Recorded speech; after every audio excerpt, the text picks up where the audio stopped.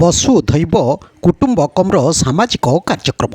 ସହରର ସାମାଜିକ ଅନୁଷ୍ଠାନ ବସୁଧୈବ କୁଟୁମ୍ବକମ୍ ତରଫରୁ ଛେଣ୍ଡ ବସ୍ତି ସ୍ଥିତ ଛେଣ୍ଡ ସରକାରୀ ପ୍ରାଥମିକ ବିଦ୍ୟାଳୟରେ ସାମାଜିକ କାର୍ଯ୍ୟକ୍ରମ ଅନ୍ତର୍ଗତ ଛାତ୍ରଛାତ୍ରୀଙ୍କ ମଧ୍ୟରେ କମ୍ବଳ ବଣ୍ଟନ କରାଯାଇଥିଲା। ଅନୁଷ୍ଠାନର ସଭାପତି ବିଜୟଲକ୍ଷ୍ମୀ ପଟ୍ଟନାୟକଙ୍କ ସଭାପତିତ୍ୱ ଓ ଆବାହକ ହରିହର ଶତପଥୀଙ୍କ ଆବାହକତ୍ୱରେ ଆୟୋଜିତ ଏହି କାର୍ଯ୍ୟକ୍ରମରେ ଆର୍ଏସ୍ପିର ପୂର୍ବତନ ମହାପ୍ରବନ୍ଧକ ଇଞ୍ଜିନିୟର ଅଭୟ କୁମାର ଦାସ ମୁଖ୍ୟ ଅତିଥି, ଶିକ୍ଷାବିତ୍ ଶଙ୍କର ପ୍ରସାଦ ତ୍ରିପାଠୀ, ଇଞ୍ଜିନିୟର ନବଘନ ସାହୁ, ସିଆର୍ସିସି ବିଦ୍ୟୁତ୍ ପ୍ରଭା ସୁତାର ପ୍ରମୁଖ ସମ୍ମାନିତ ଅତିଥି ଭାବେ ଯୋଗଦେଇ ଅନୁଷ୍ଠାନର କାର୍ଯ୍ୟକ୍ରମକୁ ପ୍ରଶଂସା କରିଥିଲେ ଓ କମ୍ବଳ ବଣ୍ଟନ କରିଥିଲେ।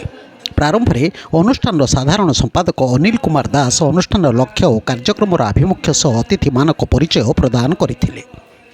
ସଭାପତିତ୍ୱ ଅଭିଭାଷଣରେ ଶ୍ରୀମତୀ ପଟ୍ଟନାୟକ ପୂର୍ବରୁ ହୋଇଥିବା ବିଭିନ୍ନ କାର୍ଯ୍ୟକ୍ରମ ଓ ଆସନ୍ତା କାର୍ଯ୍ୟକ୍ରମ ସମ୍ପର୍କରେ ବକ୍ତବ୍ୟ ରଖିବା ସହ ସମସ୍ତଙ୍କ ସହଯୋଗ ପାଇଁ କୃତଜ୍ଞତା ଜ୍ଞାପନ କରିଥିଲେ।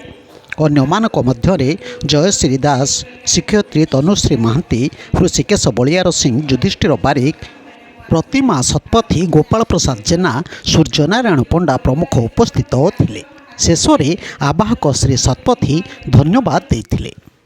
ବ୍ୟୁରୋ ନ୍ୟୁଜ୍ ଓଡ଼ିଶା କଥା ୟୁଟ୍ୟୁବ୍ ଚ୍ୟାନେଲଟିକୁ ଆପଣମାନେ ଦେଖୁଛନ୍ତି, ମତାମତ ଦିଅନ୍ତୁ, ଲାଇକ୍ କରନ୍ତୁ, ସବସ୍କ୍ରାଇବ୍ କରନ୍ତୁ ଓ ସେୟାର ମଧ୍ୟ କରନ୍ତୁ।